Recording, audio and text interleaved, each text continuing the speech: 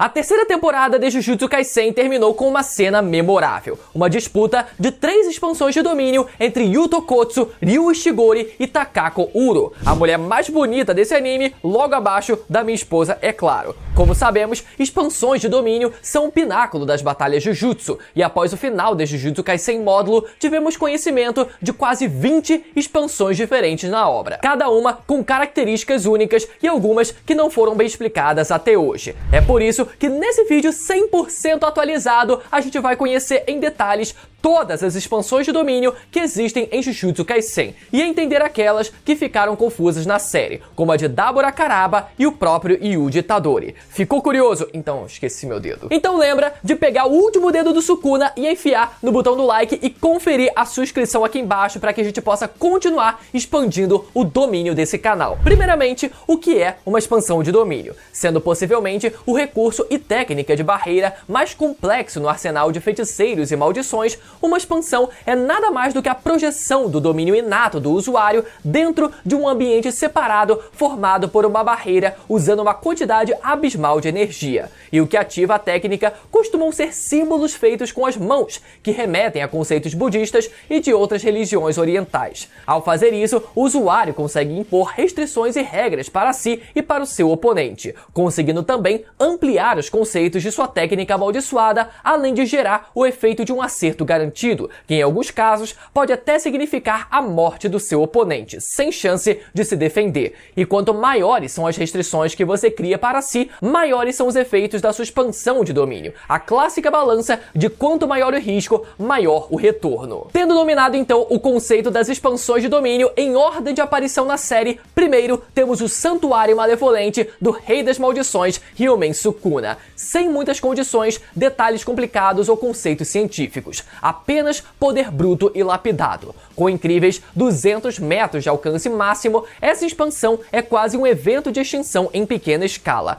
Tudo com energia amaldiçoada nessa área é incansavelmente cortado com o clivar e tudo sem energia com o desmantelar até sobrar apenas o pó. E se isso não fosse o bastante, Sukuna ainda utiliza a sua fornalha, também conhecida como fuga, logo em sequência para terminar de evaporar tudo ao redor. A técnica de chamas utiliza os resíduos de energia do ambiente como combustível para se fortalecer ainda mais. Quando esse domínio foi utilizado no centro comercial de Shibuya, uma área de raio de 140 metros foi completamente planificada. De seres vivos e prédios, tudo foi reduzido a nada. Esse alcance surreal ocorre porque, além do volume absurdo de energia do Rei das Maldições, como dito antes, não existe barreira cercando esse domínio. E essa ausência de barreira faz com que o domínio seja descrito como divino e provou ser a expansão de domínio mais forte da série. Segundo, temos o Caixão da Montanha de Ferro da Maldição de Grau Especial Jogo. Ao ser ativada, a expansão transporta o usuário e seus oponentes para o interior de um vulcão ativo. O ambiente é tão quente que feiticeiros comuns entrariam em combustão espontânea e morreriam imediatamente ao entrar no domínio. Como em toda expansão de domínio completa, os ataques de Jogo, como jatos de lava e meteoros de pedra, têm um acerto garantido, materializando-se diretamente no alvo sem que ele possa desviar. Dentro desse espaço, Jogo tem controle total sobre o magma e as rochas, podendo manipular o ambiente para esmagar ou incinerar os seus adversários. Essa expansão pode parecer fraca, mas a gente precisa lembrar o estrago que o Jogo fez em Shibuya, atropelando o Naobito, Nanami e a Maki um atrás do outro sem dificuldades. Então imagina a expansão de domínio dele contra alguém que não fosse Satoru Gojo. E falando nele, agora temos o Vazio Ilimitado de Satoru Gojo, a expansão do feiticeiro mais forte da atualidade de antes, né? Antes do time skip. Esse domínio faz jus ao personagem e a sua técnica inata chamada de Ilimitado. Com uma aparência que lembra muito o Cosmos, aqueles dentro da barreira têm o seu cérebro bombardeado por um volume infinito de informações e sensações muito rapidamente. Isso faz com que, em exposições prolongadas, o oponente simplesmente morra de forma completamente indolor, sem conseguir reagir, sentir ou pensar.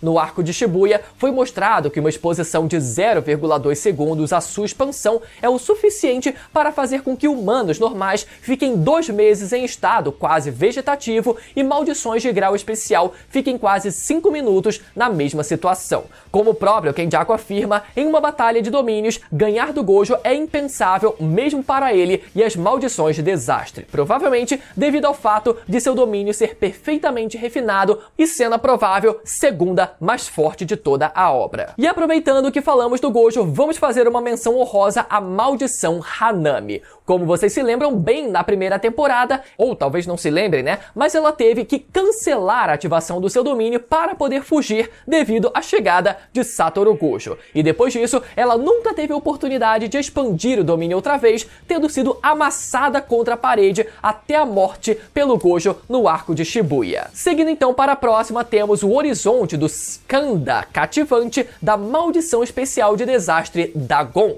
estando provavelmente no mesmo nível da expansão do jogo, afinal as maldições especiais fora o Mahito não se diferem muito em nível de poder. Lembram daquela praia em que vemos os vilões conversando lá na primeira temporada? Então, aquela praia é na verdade o domínio do Dagon, e eu digo que a expansão do Dagon é única por causa do seu acerto garantido. O domínio invoca um ambiente costeiro com uma praia paradisíaca e um mar exuberante combinando com o tema de água da maldição. Seu acerto garantido é o Enxame da Morte, que é uma onda de Shikigamis enormes que lembram peixes imbuídos com energia amaldiçoada, difíceis de serem notados até instantes antes do ataque e impossíveis de se desviar. Esse acerto garantido é o pesadelo de feiticeiros focados no corpo a corpo, como Dagon provou subjugando Maki e Naobito simultaneamente. Afinal, é difícil contra-atacar sem uma grande liberação de energia, e a presença do próprio Dagon na barreira torna quase impossível de se lidar apenas com técnicas anti-domínio. Seguindo, temos a autopersonificação da perfeição da maldição humanoide Mahito, ocupando facilmente o top 5 entre as mais fortes.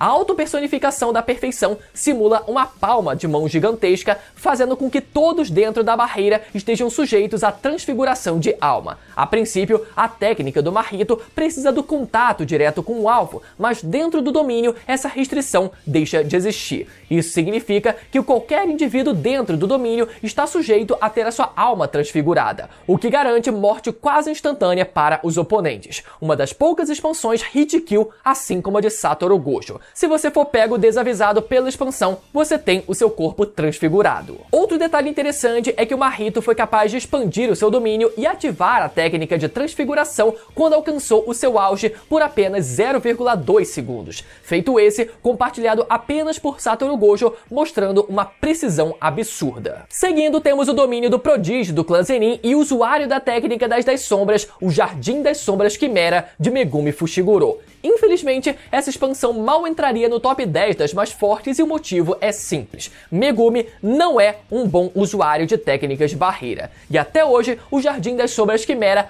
permanece em sua forma incompleta. Até hoje não conhecemos os limites dessa expansão, mas ela em sua forma incompleta já permite que o Megumi crie um clone de si mesmo usando as sombras e invoque Shikigamis mais livremente e em maiores quantidades. E como uma extensão de sua técnica inata, todo o ambiente é considerado a sombra do Megumi. Caso o seu oponente mergulhe na sombra, ele cairá infinitamente até a desativação do domínio, e enquanto está caindo, a sensação é a mesma que afundar eternamente no oceano, causando eventualmente a morte por sufocamento. Mas afinal, como seria a forma completa do Jardim das Sombras Quimera? Ah, meu amigo, se você acompanha esse canal, você já ouviu eu falar sobre isso 1 milhão de vezes. Eu acredito que a expansão do Megumi seja naturalmente livre de barreiras. Ou seja, não é como se o Megumi fosse ruim com técnicas de barreira, mas sim que a expansão de domínio dele sempre teve uma natureza livre de barreiras.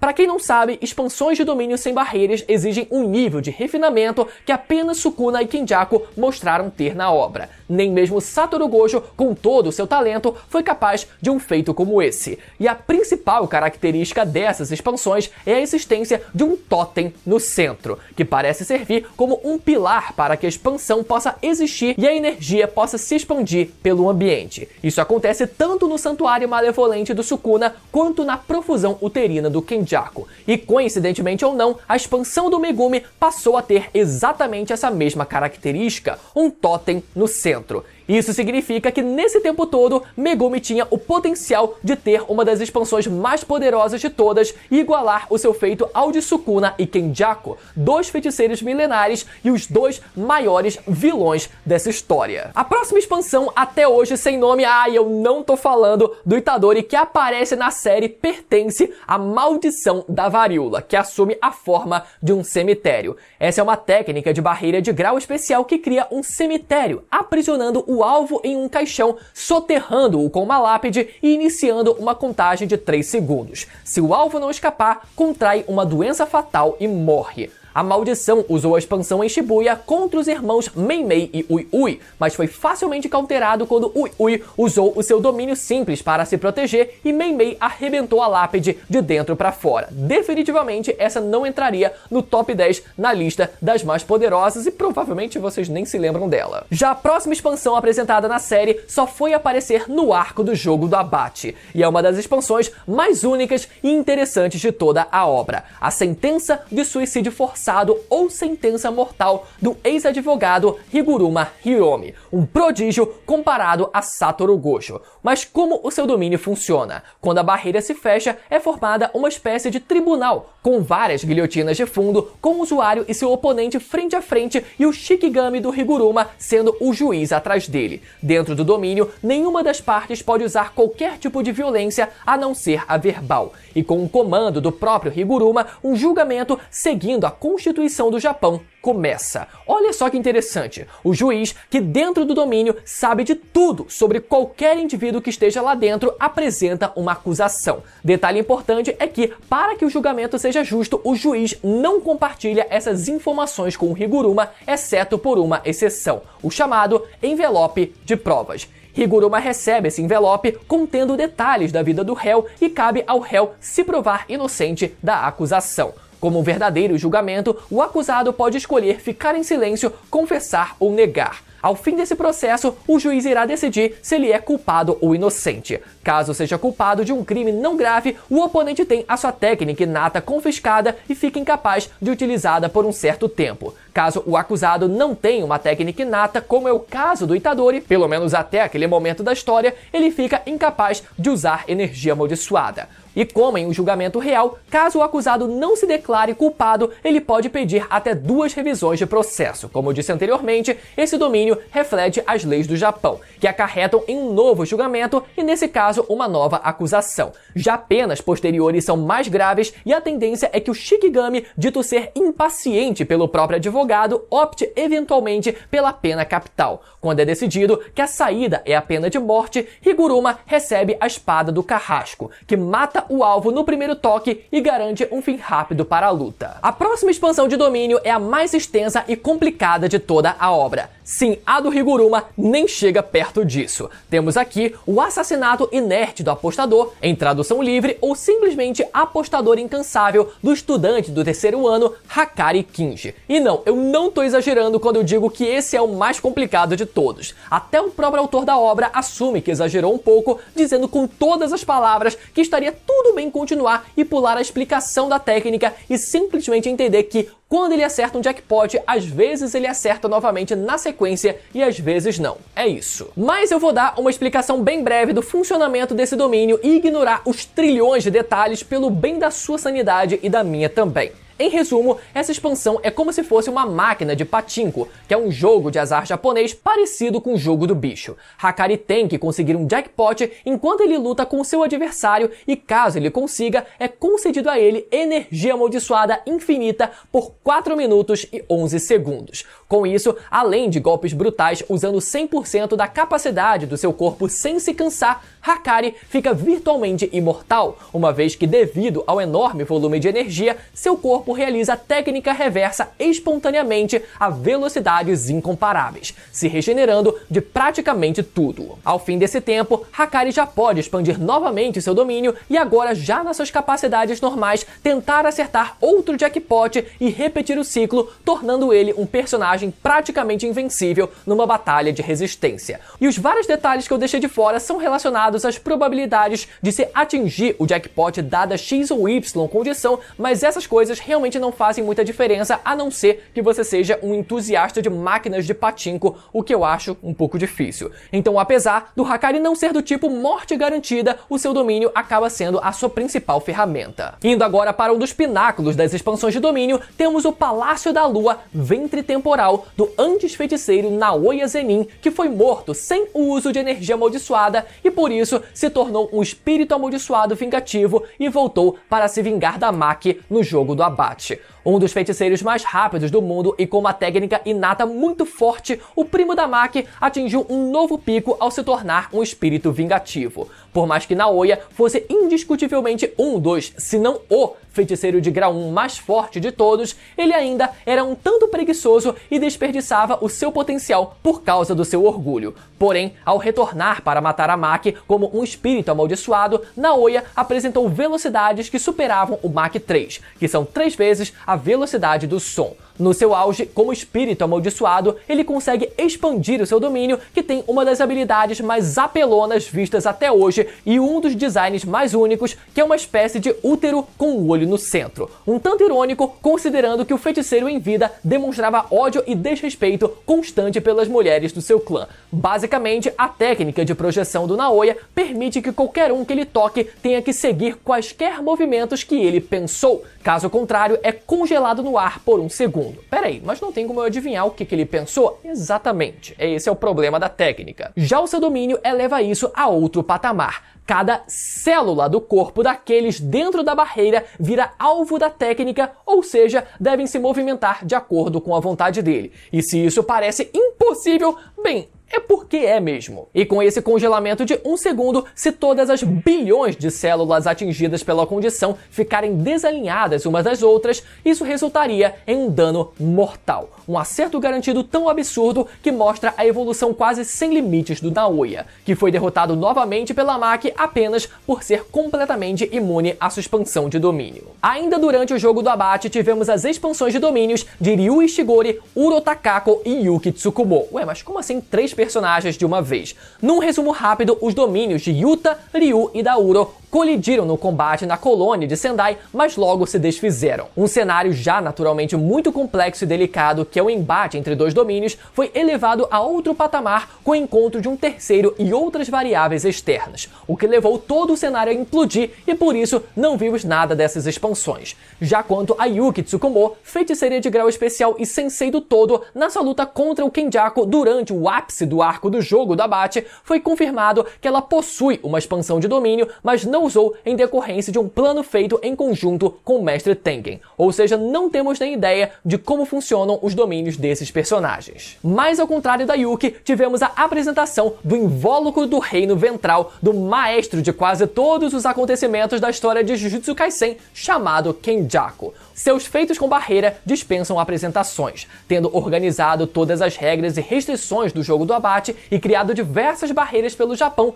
foi dito ser o segundo maior usuário de barreiras vivo, perdendo apenas para o próprio mestre de barreiras Tengen. Não nos foi revelado muito sobre a sua expansão, mas sabemos que seu domínio é uma extensão da técnica de manipulação de maldições do próprio Geto, que até então pensávamos não ter uma expansão e compartilha um feito único com o domínio do Sukuna, o fato de não existir uma barreira externa fechando o espaço do domínio. O domínio é despejado na própria realidade, uma verdadeira obra de arte representando possivelmente o auge das técnicas de barreira. O único feito do seu invólucro do reino ventral foi pulverizar o domínio simples da feiticeira de grau especial Yuki Tsukumo como se não fosse nada. Após o jogo do abate, a próxima expansão de domínio a ser revelada pertence à feiticeira milenar Yorozu, que se apossou do corpo da irmã do Megumi e se chama Tríplice Aflição. Essa expansão cria um espaço fechado onde sua técnica de construção, inclusive a mesma da irmã da Maki, chamada Mai, atinge o nível máximo de eficiência. O ambiente formado apresenta estruturas orgânicas de aparência complexa, remetendo a tecidos vivos e padrões biológicos que lembram cérebros e ventre. De maneira literal e metafórica, é como se essas partes do corpo fossem as responsáveis por gerar vida e, no caso da Yorozu, criar qualquer coisa, pelo menos na minha interpretação. Dentro desse domínio, qualquer construção criada por Yorozu passa a ter um acerto garantido, eliminando a possibilidade de esquiva por parte do oponente. Durante a ativação, ela combina essa propriedade com a sua criação mais avançada, a chamada Esfera Perfeita, capaz de gerar pressão infinita caso toque no seu alvo. Para quem não sabe, esse conceito é baseado na física,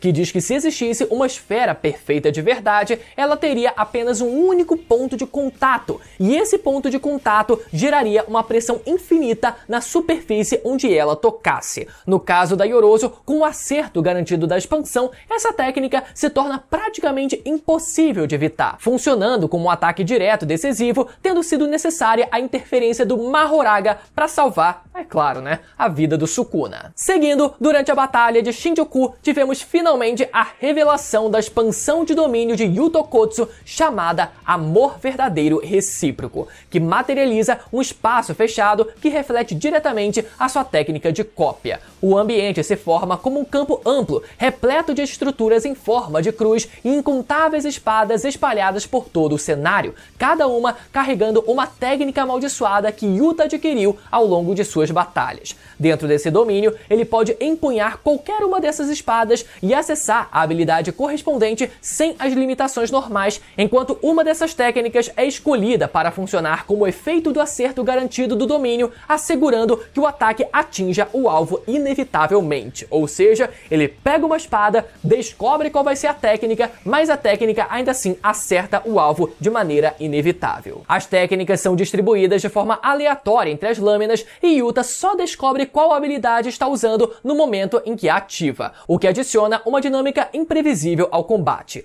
Ainda assim, essa aleatoriedade é compensada pela quantidade praticamente ilimitada de opções disponíveis, transformando o domínio em um arsenal versátil e contínuo. Quando Yuta usa uma técnica, a espada desaparece, mas como existe uma quantidade quase ilimitada de espadas ao seu redor, isso permite que ele repita a mesma técnica mais de uma vez, contanto que ele pegue outra espada que contenha essa mesma técnica. No clímax da batalha de Shinjuku, tivemos a revelação de outra expansão de domínio pertencente ao nosso protagonista, Yuji Itadori. Até hoje, ela continua sem nome e muita gente não entendeu exatamente como ela funciona, então vamos entender ela agora. A expansão de domínio do Itadori nasce diretamente da sua própria memória, recriando com precisão o ambiente da sua cidade natal dentro de uma barreira fechada. Ruas, construções e pontos familiares surgem ao redor, incluindo locais do seu cotidiano como parques, lojas e áreas rurais, além de elementos vivos como animais que fazem parte dessas lembranças.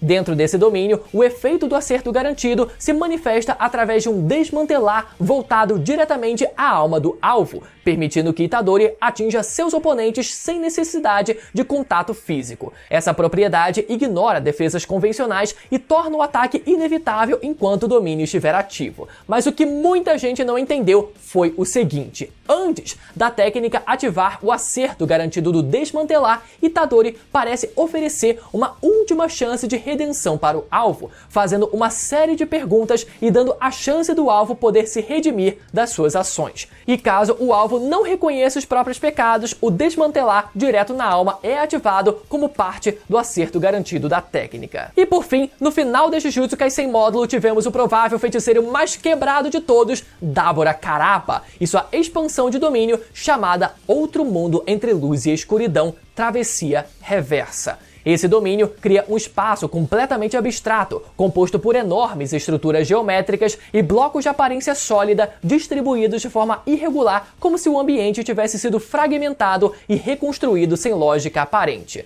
No centro desse domínio surge atrás do usuário uma estrutura esférica marcada por um ponto negro, cercada por linhas e círculos menores, reforçando a sensação de um plano que transcende a realidade comum.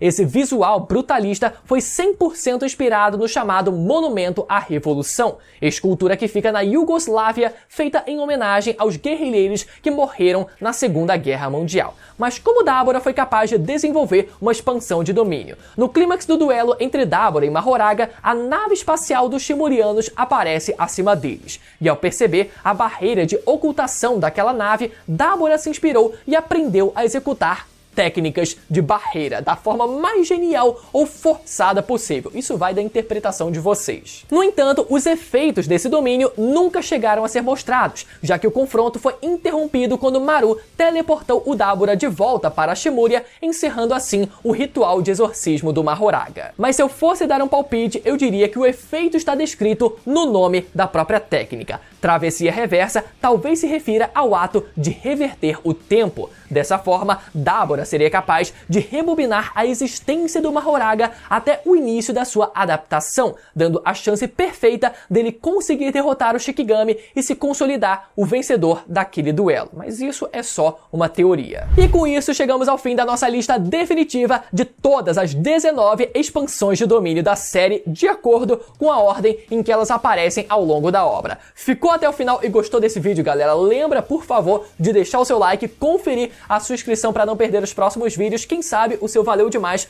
qualquer doação já ajuda bastante. E caso você queira saber o meu ranking definitivo dos feiticeiros mais fortes após o final de Jujutsu Kaisen módulo, é só clicar no vídeo que vai aparecer na tela agora para você ir lá assistir, beleza? Vejo vocês na próxima, tchau!